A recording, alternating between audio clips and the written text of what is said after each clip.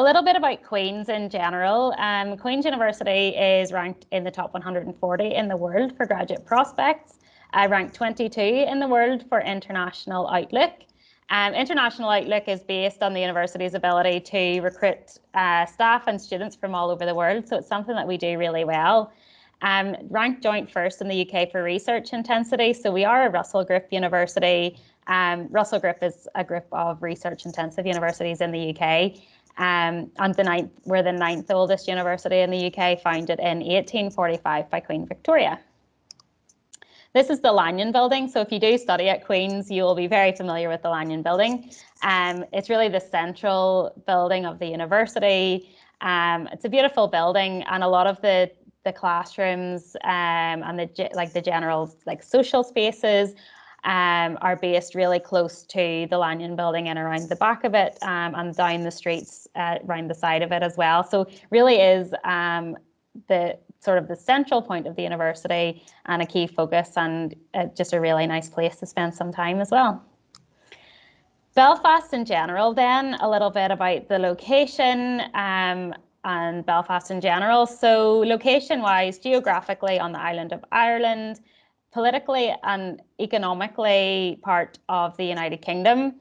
So Belfast is a really friendly, safe place, one of the safest cities in the UK, a well-connected city. So we have 2 airports here that are within around 30 minutes of the university. We also have another airport in Dublin that is easily accessible from here as well, in just around a 90-minute car drive. The city as well is really well connected with the UK. Most UK cities are accessible by plane within an hour, and there's also loads of European cities that you can fly to from Belfast as well, whenever we're all allowed to travel freely again. Belfast on the North Coast was named the #1 region to visit in 2018 by Lonely Planet. So some really nice places to visit while you're here in Belfast. And then just generally, the population is quite small in comparison to a lot of other cities. But we do have, everything that you would expect here in Belfast as a city, but with a really nice chilled atmosphere, and, less crowds than you would expect compared to places like Manchester or London. This is Belfast City Hall, one of the beautiful buildings in the city centre. As well as being a friendly and safe city, Belfast also has the lowest cost of living in the UK, so that's something else to consider when choosing what city you would like to study in for your postgraduate programme. And I mentioned a little bit about tourism and, Northern Ireland as a destination for tourism earlier, but this is one of many places that you can visit along the North Coast. There's lots of places close by that are really worth a visit. So within around an hour from Belfast, you can be here. There's loads of places that are easily accessible from Belfast. It's one of the benefits of being a smaller region, that things outside of the city are pretty easily accessible. And this is Ballintoy Harbour. So I suppose Game of Thrones sort of put us on the map a few years ago, with a lot of the film sets being here, dotted around Northern Ireland. One of the sets being here at Ballintoy Harbour. This is a really beautiful location. If you're into Game of Thrones, it's a really good way of taking the time out to sort of travel around the region. And there's lots of tours that you can do that takes you around lots of different tourist areas as well. But that's really it from me in terms of an overview of Belfast and Northern Ireland. I'm now going to hand over to Dr. Brona Byrne, who's going to introduce the Centre for Children's Rights at Queen's. Brona, do you want to take control of my screen? Perfect.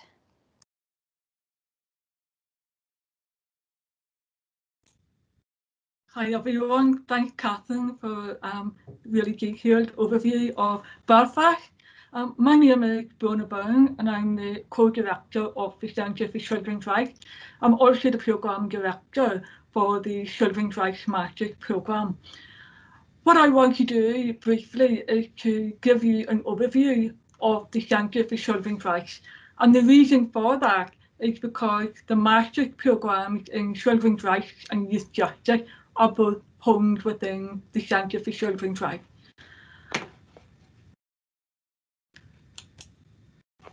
So who are we? You may not have heard of the Centre for Children's Rights, but we are a leading research centre who are very well known globally. We act as a focus for research intended to better understand and improve children's lives. And we do that very much from an international law children's rights perspective. There are two distinct strands to our work. The first one is around substantive children's rights. So, for example, children's right to education, children's right to play, right to health, right to be free from torture, for example.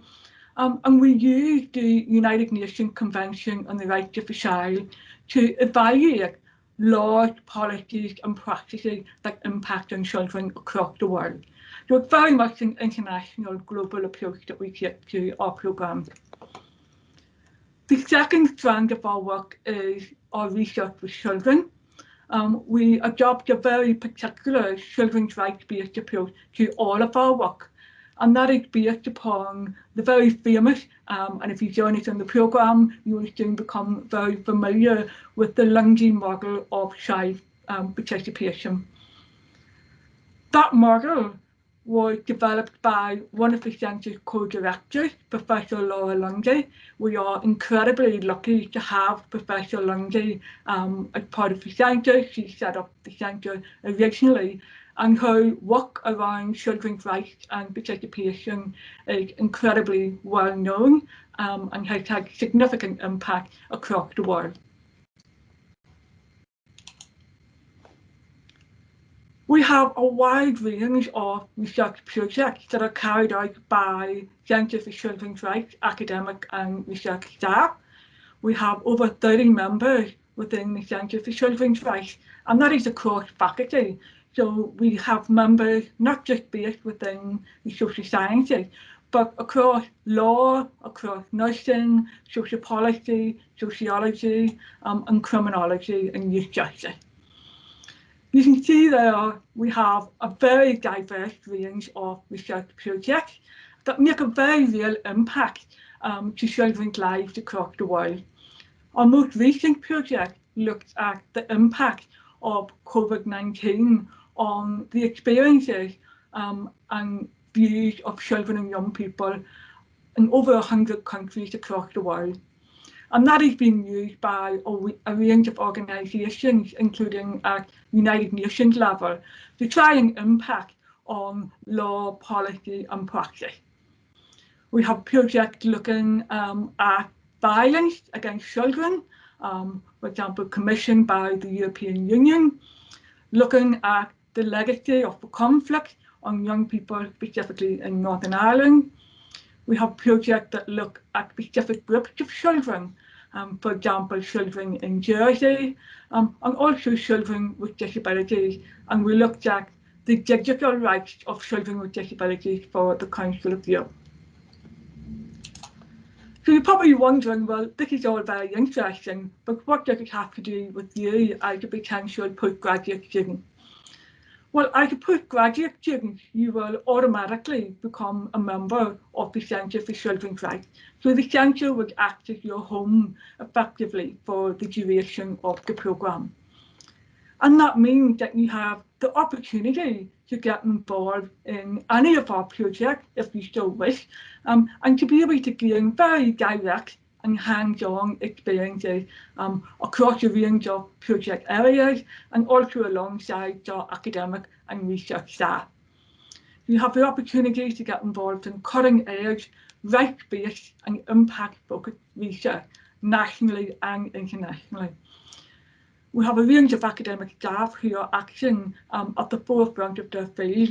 So we very much include all of our postgraduate students in all of the work that we do. And it's very much on a level basis. So everything we do, the meetings that we hold, our seminars, our lectures, we always include our postgraduate students. We have a really friendly, supportive and engaging research culture. And for you as a postgraduate student, that means that you can get involved and come along to our seminar series and events. We often hold events with international speakers who are experts in the field of children's rights. And that is one of the things that is unique about our programme, because we do tend to be able to get access to those very well-known researchers that you will be reading about across your course. We have a postgraduate monthly children's rights reading group, and that is student-led. So as a group, you will be deciding what article or what book you would like to read for a particular meeting, and come together in a very informal setting over coffee and talk about that. And that's really an opportunity for you to get to know each other and to support each other. We have centre member meetings, and we also have social activities and coffee mornings, which are all very informal and a great way to get to know each other. At Queen's University, we are lucky to have a suite of 3 programmes which are focused on childhood studies, essentially. And 2 of those programmes are hosted within the Centre for Children's Rights. The first one is the Master's or Postgraduate Diploma in Children's Rights, which I'm going to talk more about in a moment. And the second one is the Master's or Postgraduate Diploma in Youth Justice, which my colleague Mary-Louise Corr is going to talk about a little later. However, across all 3 of those programmes, we share a number of modules, and we're very much interdisciplinary. Our staff come together and learn from each other across programmes, and students also have the opportunity to come across each other in those programmes. So what are the programme options then for children's rights and youth justice? I'm just going to highlight very broadly the things that apply to both programmes, and then we'll talk about each one in turn. You're able to do each of these programmes either full-time over 1 year or part-time over 3 years. You have a number of options in terms of exit points. So you can choose to leave with a full master's, and that means you do a number of talk modules and then you finish off with a dissertation. You can also choose not to do the dissertation and only do the talk modules. That means you would graduate with a postgraduate diploma. So that's a little bit of an overview of the Centre for Children's Rights. I'm going to give a more detailed, specific insight into the Children's Rights Programme, but you will hear a little bit more about what it's like to be part of the Centre for Children's Rights from one of our current students, PhD students, and recent master's graduate on the programme, Evie Heard, a little later.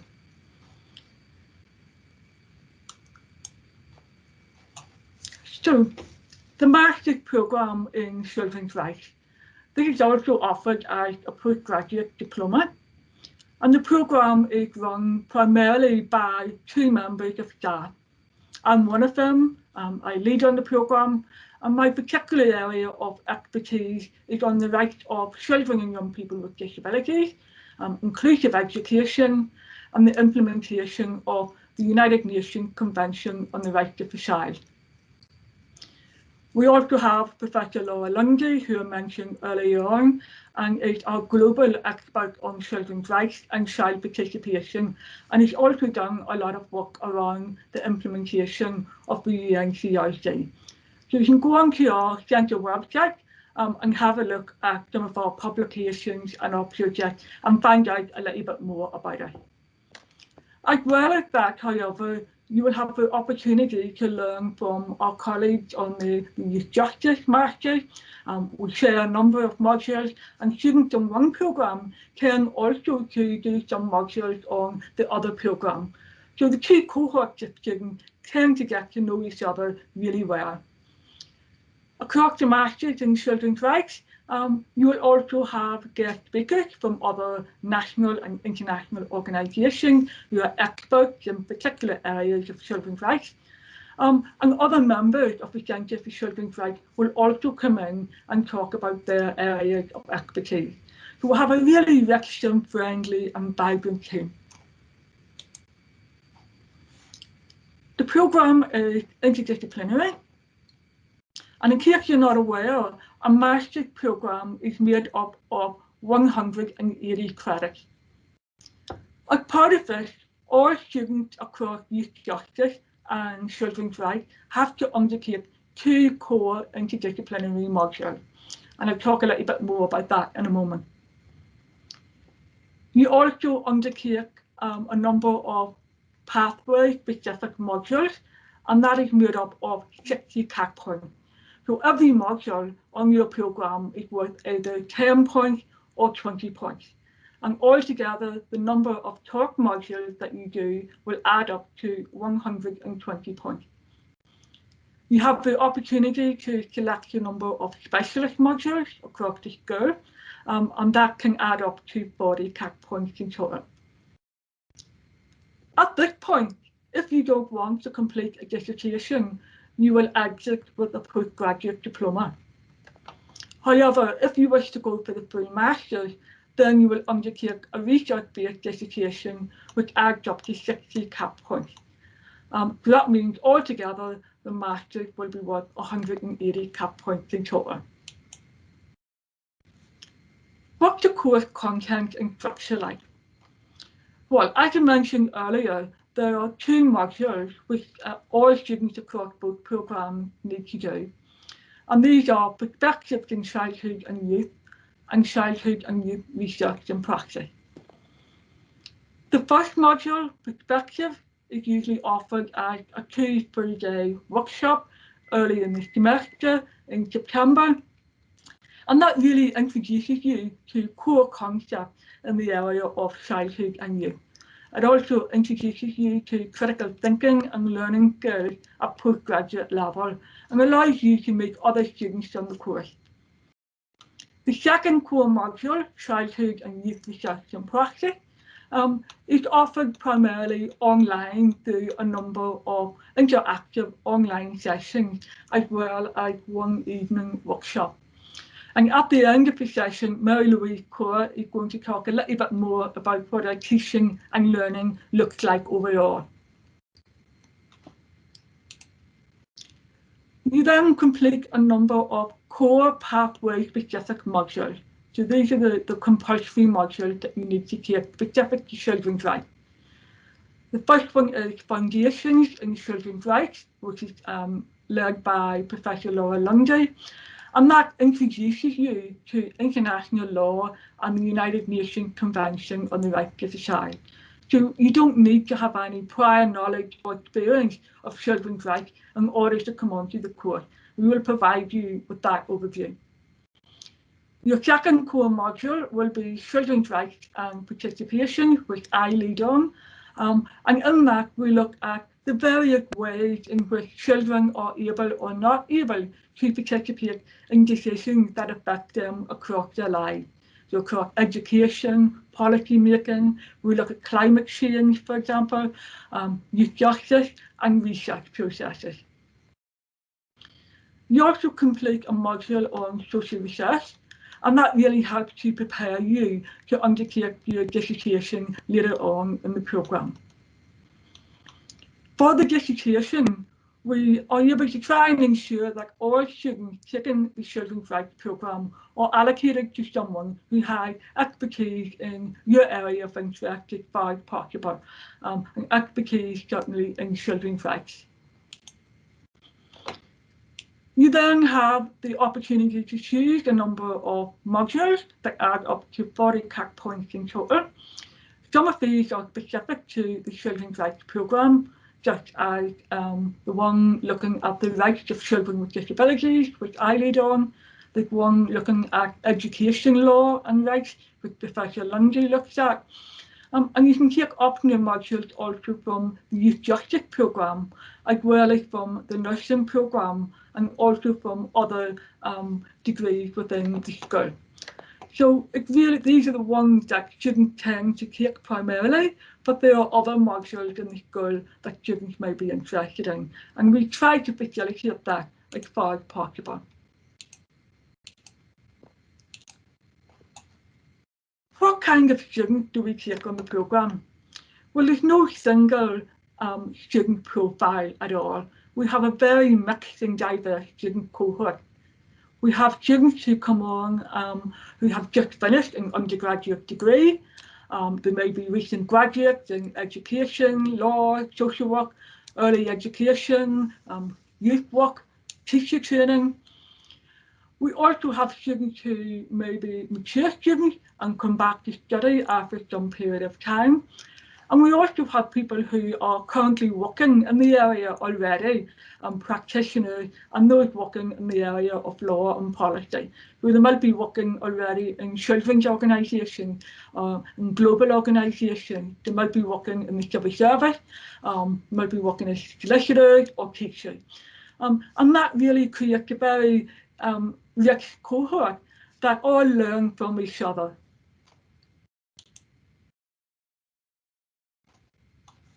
What about the student experience? You'll hear a little bit more shortly from Evie. But our student graduate tends to go on to do a number of careers. For those who are just starting out, the programme provides them with an opportunity to develop their own area of interest and to pursue a career in that area. So here you can see a quote from Alexia Cossette, who is now a senior coordinator in youth participation at UNICEF Canada. And she really enjoyed the course and got involved in a number of our projects. And that provided her with the experience and expertise that she was able to then put in her CV and apply successfully for a role that she wanted. We also have students already working in the area who have come onto the programme to try and develop their expertise and to develop and progress their career even further. For example, to quote on the left from Jonas, who works for an international child rights organisation. And he talked about how he came onto the programme to try and develop his knowledge and expertise further. And that has now allowed him to learn up-to-date cutting-edge research that he can bring back to his own organisation. We also have some students who come in who may have worked in a completely different area or done a degree in something completely different, but have come onto the course because they want to work in the area of children's rights. This is an example from Sinead, who is now a youth participation worker in the Children's Law Centre here in Belfast. And one of the things all our students talk about is how friendly the staff in the centre are and how supportive that we tend to be and the really active research culture that we have. So I'm now going to hand over to Dr. Mary-Louise Kaur, who is the Programme Director for the Youth Justice Programme. Thanks very much, Bruna. Good afternoon, everyone. Thanks for joining us today. So as Bruna says, my name is Mary-Louise and I am the Programme Director of the Masters and Postgraduate Diploma in Youth Justice, and I'm also a lecturer in Criminology here in the School of Social Sciences, Education and Social Work. So you'll see some similarities in my presentation to Bruna because of the shared nature of the two programmes, and they have quite a similar structure, but there are some differences in terms of distinguishing the two programmes. So firstly, just about our programme team in Youth Justice. There are three of us who you would see most of in the programme. So that's firstly myself as Programme Director. My research areas focus on youth justice, youth homelessness, young people's experiences of domestic violence, their experiences of offending more generally, and conflict legacy. And I try to locate this in, or see how these interact with the way that they make their transitions to adulthood. And usually adopt the life history method as the key research method with children and young people. My colleague, Dr. Siobhan McAllister, actually founded the Youth Justice Programme a number of years ago and was previously the programme director. And Siobhan and I share a number of research interests and work together on a number of research projects. Broadly, Siobhan works in the area of youth, social justice and criminal justice, and she adopts in-depth qualitative methods with marginalised groups and has particular expertise in participatory methods with children and young people. This year we have a new addition to our programme team, and that's Professor Shad Maruna, who's offering a really new, exciting module that we're very pleased about, which I'll talk a little bit about later on.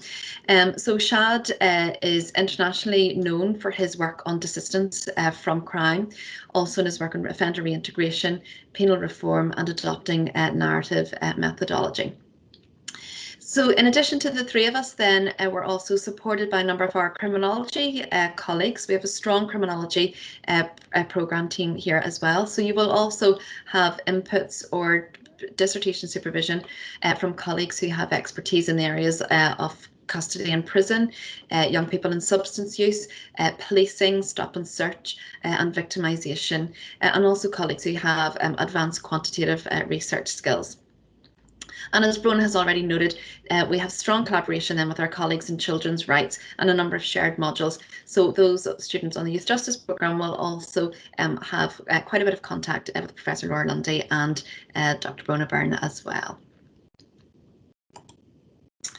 So this is the outline of the Masters and Postgraduate Diploma broadly for Youth Justice. So as you can see, it's very similar to the Children's Rights outline. There's a slight difference here in terms of our pathway-specific core modules, which there is one more of for Youth Justice students. But similar to the Children's Rights programmes, it's 180 credits to complete a Master's or 120 credits to complete the Postgraduate Diploma.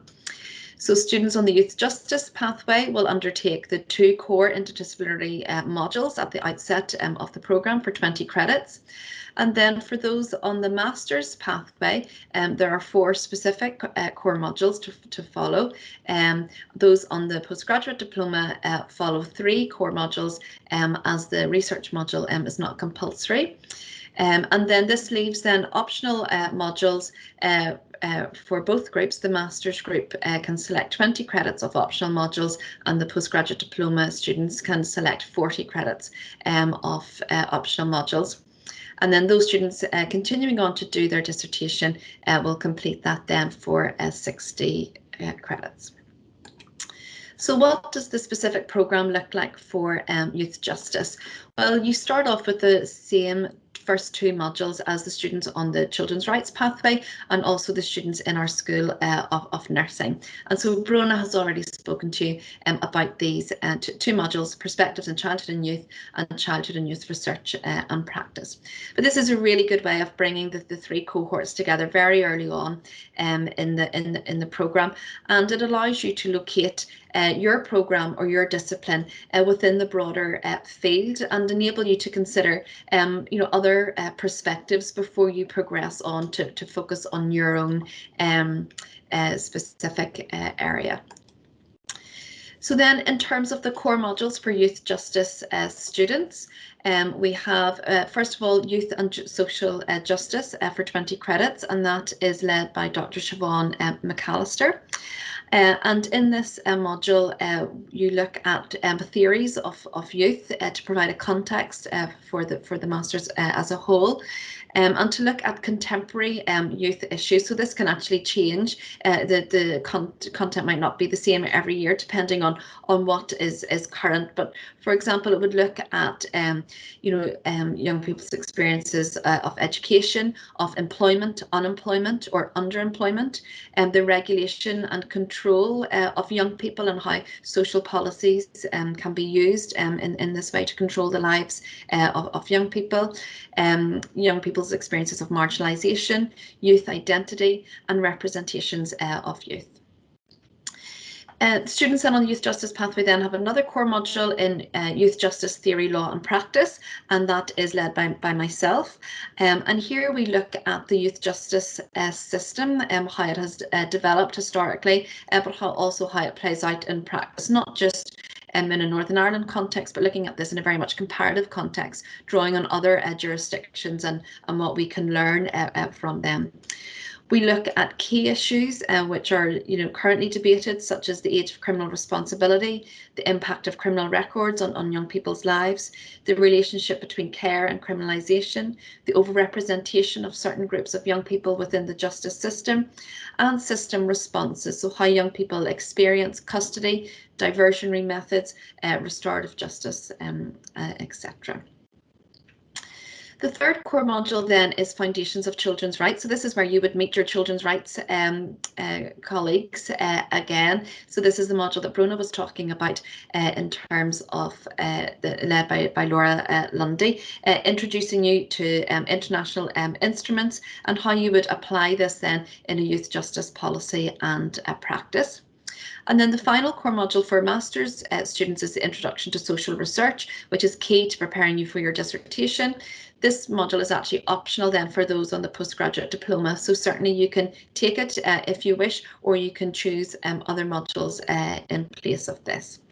And then finally, you have your dissertation for 60 credits, where you'll be assigned a supervisor among the criminology team, someone who, as close as possible, matches your research interests and also can support you in your research methods. And then you have a range of optional modules to choose from as well. So those on the master's pathway can choose up to 20 credits of options. So that might be one module of 20 credits or two modules of 10 credits. And those on the postgraduate diploma will have 40 credits of options to fill. So here's where we see the new module that we're introducing this year, delivered by Professor Shad Maruna, which is Youth Justice and Desistance. And in this module, Shad is drawing on his work on desistance and reintegration, which is world-renowned. And he will be examining desistance from crime among young people from a developmental perspective in this module. He also will examine the impact of the youth justice system on pathways into and out of criminal engagement among young people, and explores youth work practices that can support and sustain young people's desistance from offending. Other modules that are included there come from the School of Nursing, from the Children's Rights Programmes, and also a wide range of research-based modules, one specifically looking at participatory methods with children and young people, and other than more general methods modules in terms of qualitative and quantitative skills. And we find that students select those modules maybe to support their choices in their dissertation. So what we have done here with our structure for the Youth Justice Masters is really put together quite a unique programme that you won't see in other masters focusing on youth justice, because here what we have presented or put together is a way to explore the interface between social justice, criminal justice and children's rights.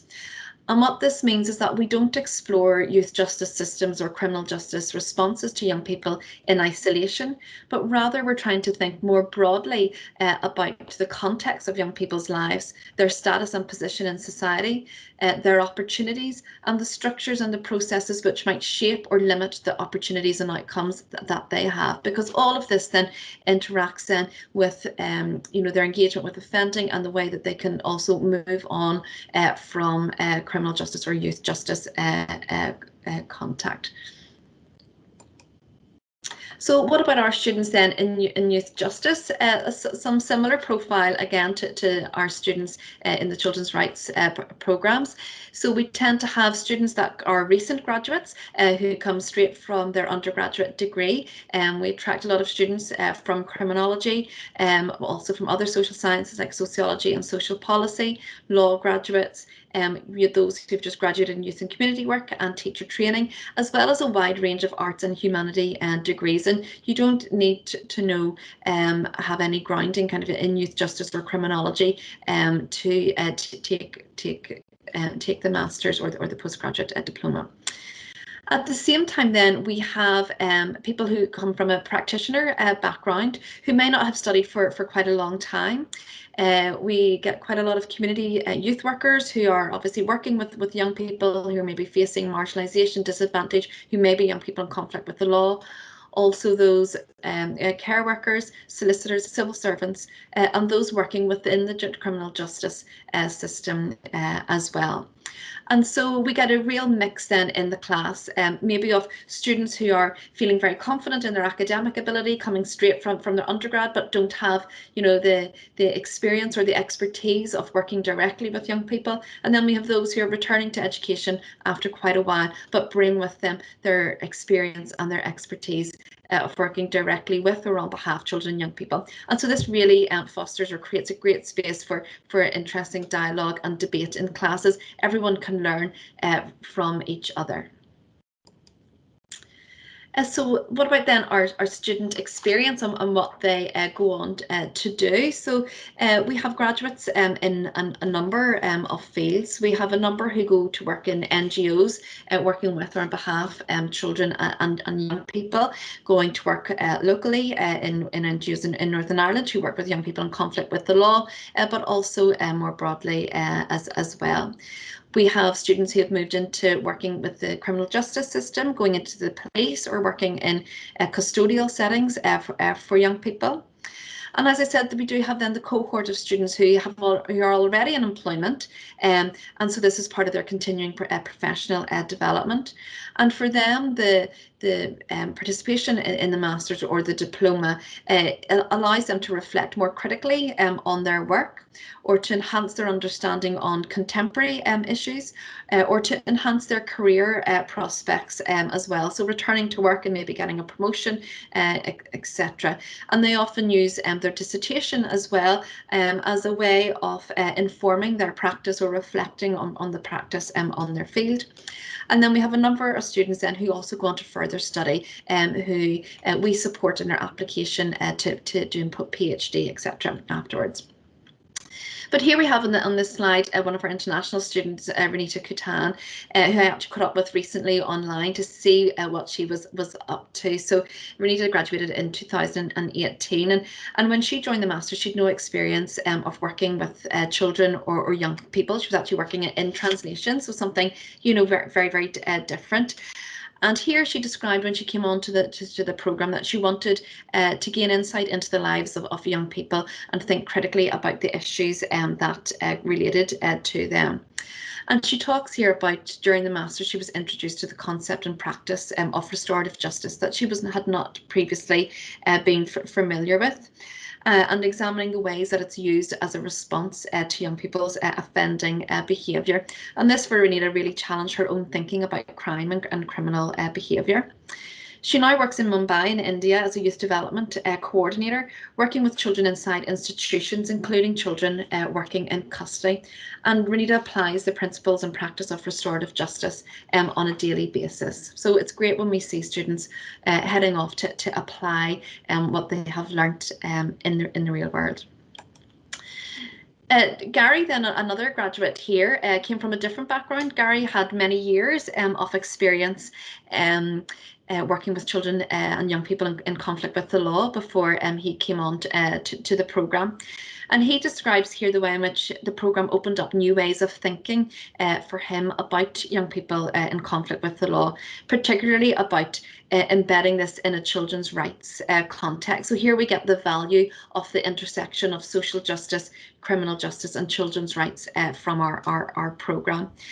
And like others who come to us with years of experience, he notes the ways in which the course encouraged him to think more critically about his own work with young people, and also helped him to expand his professional networks through his dissertation, etc.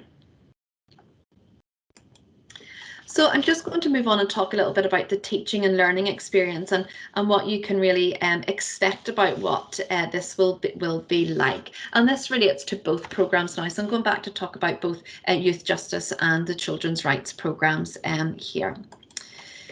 So both of the programmes are designed on a blending learning model, which means that you will have a mixture of online and face-to-face learning. Some modules will be completely online, some modules will be completely face-to-face, and some modules will be a bit of a mixture. Most of the core modules, so the compulsory modules that you have to complete in both pathways, will tend to be a mixture of online and face-to-face. And what students tend to do when they're choosing their optional modules is not only just choose modules that are of interest to them, but also modules that are delivered in a way which suits other commitments that they have if they're working, etc. So when we deliver either full modules or elements of modules online, normally this will entail some recorded lectures, and also this will be supported by links to videos and readings that you would have to complete, as well as interactive elements such as discussion forums and other activities which would happen either live, online, or over a period of time. And so this approach allows you some flexibility within your week, for example, in terms of when you sit down and do your work. So we find that this is very beneficial for those students who are also working either full-time or part-time, and they can choose the time suitable during that week to complete this material. Then for our face-to-face options, there's a bit of a mix in terms of how we deliver this. This could be workshops for 2 to 3 hours, where there would be maybe some presented lecture material, some discussions, debates, activities that we would do in the classroom. And then we could also, these are also delivered as condensed teaching as well. So I think Brona mentioned this before with those 2 introductory modules, where we condense the teaching over 3 days, a long day Friday, Saturday, and another long day Friday. So you complete a whole module just within a number of days. So the face-to-face element can be weekdays, evenings, or weekends, and it is mixed up a little bit, and you do receive a timetable quite early on, so that you can plan your day or your weeks around that. We use then a number of interactive methods, both in the face-to-face and online modes, like discussion forums, contributions to Padlet walls, quizzes, voting, short presentations, class debates, etc., to really encourage you to voice your opinions and thoughts on what you're learning. And there's also then an element of self-directed and independent study, and perhaps more so than you're used to if you're coming straight from undergraduate study. So we will certainly support you in that, in suggesting materials for you to read or videos to watch, etc. And you're also supported then by our subject librarian, who can support you in accessing materials that you need to access, particularly in your relation to your dissertation topic, where you're getting quite focused and specialised in what you're looking at. And then coming on to your dissertation, then for our master's students, you get to choose an area of interest, and you really have a lot of freedom to choose the topic that you want to choose, as long as it relates to the program that you're studying. And it can be something which is relevant to practice, has policy relevance, a theoretical piece, and you'll be supported by a supervisor who's assigned to you early on in the process, who works with you then and reviews your work to help you complete the dissertation at the end of the summer. Throughout then our teaching approach, we really are focused on building your capacity so that you graduate not just with your master's or your postgraduate diploma, but also that you have developed a number of skills along the way that you can take into various contexts. So early on, as Brona said, you are introduced to skills in critical analysis. So we deal with this in the first week of the programme in the condensed module, one of the interdisciplinary modules where everyone takes that module. And this allows you, we support you in terms of locating and reviewing evidence that you will need to do for all your assignments and your work throughout the programme, and how you begin to build sound arguments. And you have quite an early assessment in that module as well, and that's for us to give you feedback early on in your programme to highlight maybe any concerns that you might have, or struggles or challenges that you're facing, to make sure that we can support you in that and address that before you continue on into other modules and do the assessments for those. The range of assessments that we use then really apply your learning in some practical context, and some of these reflect what you might be doing, in the real world. So conducting a rights audit, for example, developing a research proposal, developing research for children, presenting ethics applications in relation to conducting research with children, and also commenting on drawing up your own blogs or comment piece on contemporary issues related to children's rights and youth justice. As some of the program is delivered online, it is an opportunity for you to increase your digital literacy skills in terms of following the course and the various assessments that we set. And we do have support within the school, which I'll come to in a second, in relation to that, if that's scary for everybody. Certainly it's something that we've all been through as staff as well, in terms of developing our own digital literacy as well. And then for all students, but maybe particularly those on the master's route, you will have the opportunity to develop your research skills, and this is really important for future study for any students who want to go on to PhDs, but also this is related to employment related skills as well.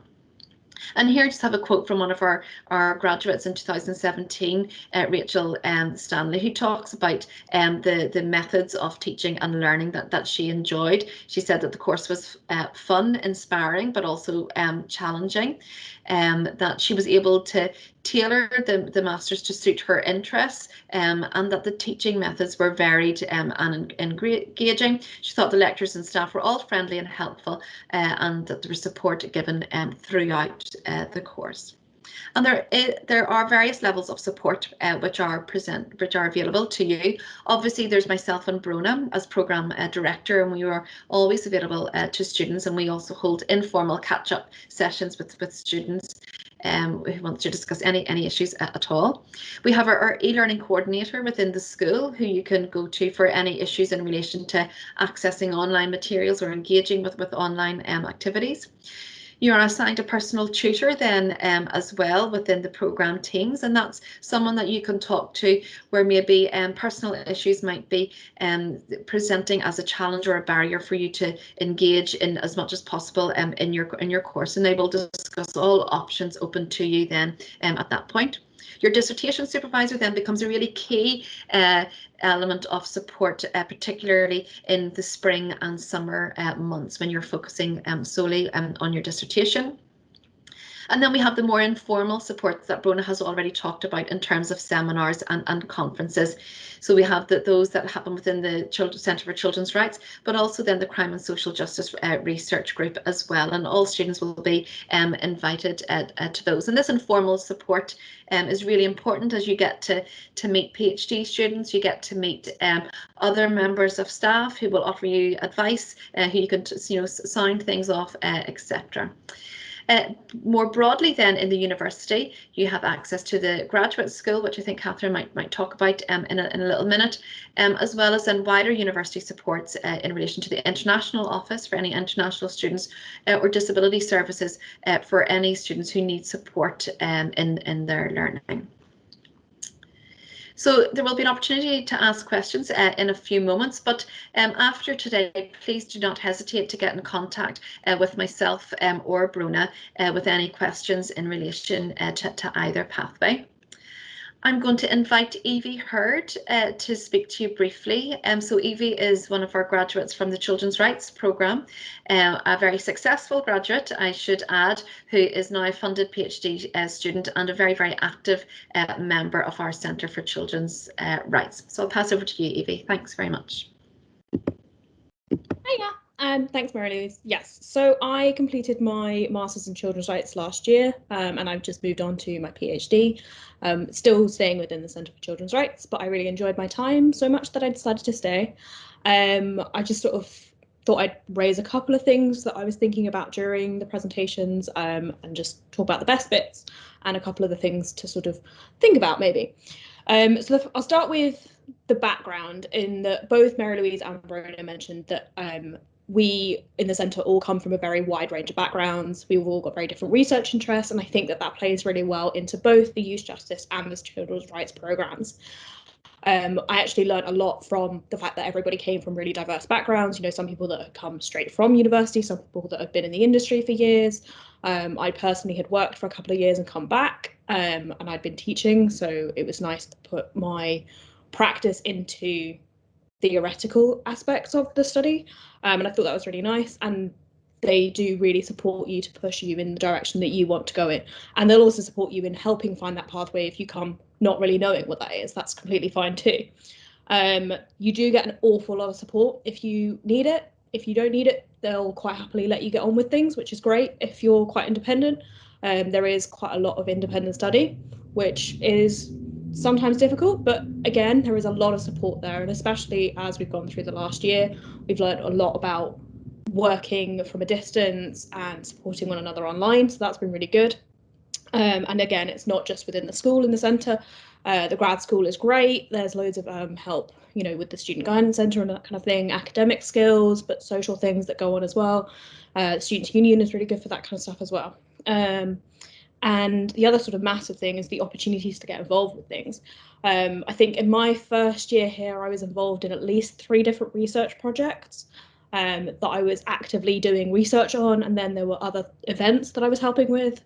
So I pretty much singly ran the Rights of the Child UK conference, and had some help from other people in the department, but I was running that for a couple of other groups, such as Include Youth and some of the NGOs in Scotland and the Children's Commissioner in Jersey. So I was working with quite high-level people and got to make lots of contacts, and that's really helpful. We also had quite a few visiting speakers in my first year. Obviously, there's been a little bit less of that since COVID, but actually they're sort of starting up again. I've been quite actively involved in our reading group, and that's been really fun. I've met loads of different people. We're quite tight-knit because we're quite small within the PhD students, but we're all nice people. We're all very friendly. So if you're feeling like you're going to be meeting loads of new people and you're a little bit nervous, don't be, because I came here knowing absolutely nobody, and I'm still here and I'm still having a great time. I think just be confident and make an application if you're thinking about it, because realistically it could be hard, but you're probably going to learn a lot and work really hard. There's a lot of support both in the actual program and also looking at opportunities afterwards. So for example, like I got a lot of help with my PhD application. I know other people that have gone into industry have had support getting links and other things like that sorted. But also if you have any other questions at the end, I'll be sticking around so you can ask me things. And I'll ask if Catherine can add my email or anything on. So if you need to get in contact with me, feel free to. And then I'll pass back to Catherine. Then thanks, Beth. Thank you very much, Evie. That's great. It's really good to hear from a graduate and somebody who is still, you know, involved very much within research and in the school and the centre itself. Evie, feel free to drop, if you have access to the chat box, feel free to drop your email address in there. I'm going to very quickly run through just a little bit of extra information that you might find useful in terms of graduate studies at Queen's. So we have the graduate school. If anyone has studied an undergraduate course here, you might be familiar with where the graduate school is located, close to the law building, and just sort of behind the Lanyon. The graduate school is an excellent facility, a place where you can meet students from other disciplines that you wouldn't normally maybe get to know in the classroom. There's a really nice social area, tea and coffee. There's lots of workstations, so there's a computer suite. There's rooms that you can book for private and group study as well. But more importantly, the graduate school have an excellent suite of programs and workshops that they provide throughout the year. And this is a really excellent opportunity to gain additional skills that you might not get through your actual course. So things like leadership, if you need some support with academic writing, for example, there's loads of events and workshops run throughout the year. So it's really worth checking out the graduate school and making the most of those opportunities that they offer. This is the library, if you're not familiar with that. Around 10 years ago, the university invested around 50 million in upgrading the library, so it's now one of the best libraries in Europe.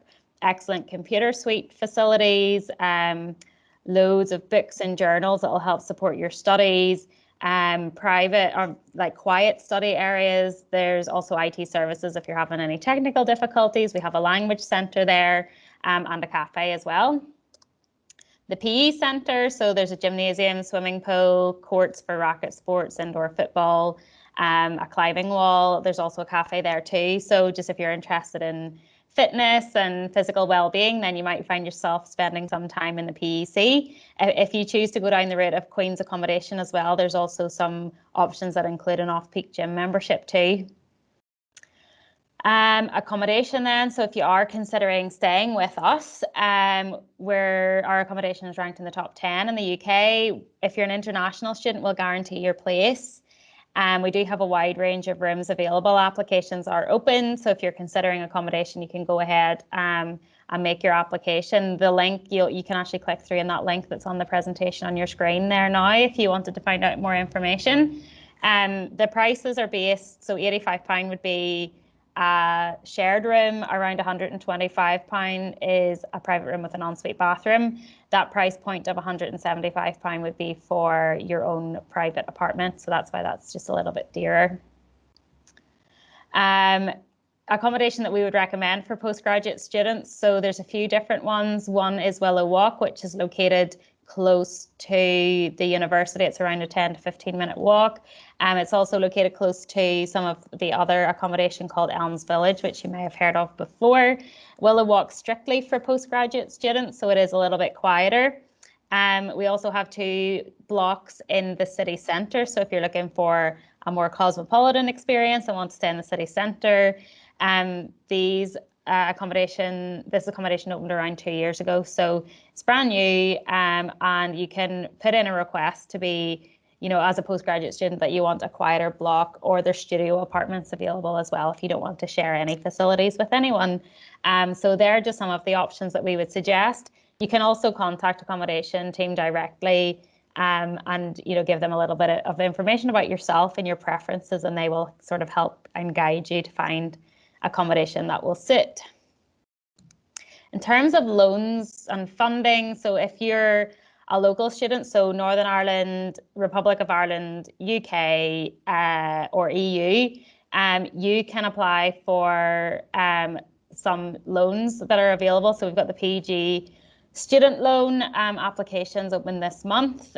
So that loan is up to 5,500, and it works similar. So if you're a local student and you've done your undergraduate here, it works similar to your UG student loan if you've had one of those, and it is just added on to that. So the loan company pays the university the fees up front, so you don't need to pay that yourself, and then you just repay the loan then afterwards. If you're a student coming from the Republic of Ireland, you might be eligible for the SUSI grant as well, so you can have a look into that if it's something that you're considering. If you're an international student, we have a couple of options. So there is a £2,000 fee discount. So once you receive an offer for the programme, you would also receive a confirmation of that scholarship. That's an automatic scholarship. You don't need to submit a separate application for it. We also have the early bird rewards. So if you hold an unconditional offer and can pay 90% of the net fees by the 30th of June, then you would be eligible for that 10% discount. And again, that would just be applied automatically if you meet those conditions. Again, you don't have to apply for that. And then more information can be found on the website. So that's, yeah, if you're an international student, we have recently introduced this travel award. So it's just to support students a little bit more with their travel costs, just with the effects of COVID-19. So if you are traveling from overseas, then we will reimburse you with £260 after you commence your studies. And we'll be sending out more information about that in the coming weeks as well. So that is it. Sorry, I think I covered that last bit a little bit quickly, but please feel free to ask us some questions. So you can pop your question into the chat box. if for any reason you don't have access to the chat box, you can put your hand up and turn your microphone on.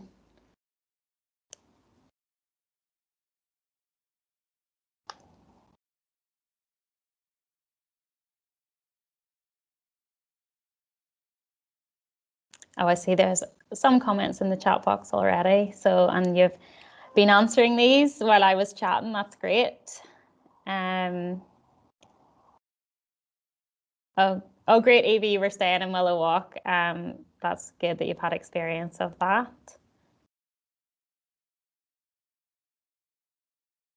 Okay, well, we can hang around for a couple of minutes if you do have some more questions. I'm also just going to pop my email address into the chat box now. So if your questions are anything related to scholarships, funding, applications, visas, entry requirements, please feel free to drop me an email separately. I'll be happy to help.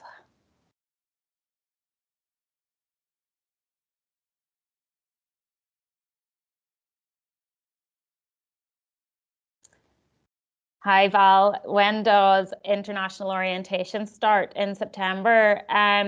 So the official start date is around the 20th of September, I think, but the structure for orientation and things hasn't quite been 100% finalised or released yet. Do keep an eye out on the website because we'll be, as time progresses, some more information will be released there. You should also receive some communications about when things will be starting in September. And Samantha, what would you suggest for students coming from other universities regarding accommodation and applying for it? Should we apply now? Yeah, I would apply anyway, Samantha, because it's better to sort of confirm or at least have an idea of where you will stay, and so that the accommodation team know that if you're successful in meeting the conditions of your offer, that you will be likely to take up your space. So I would go ahead and apply now. You won't be offered an official room until you have an unconditional offer, but it means that you're on their list and sort of provisionally allocated a room as such. Stephanie is asking, in terms of Brexit, are fees for Republic of Ireland students the same each year for the duration of study?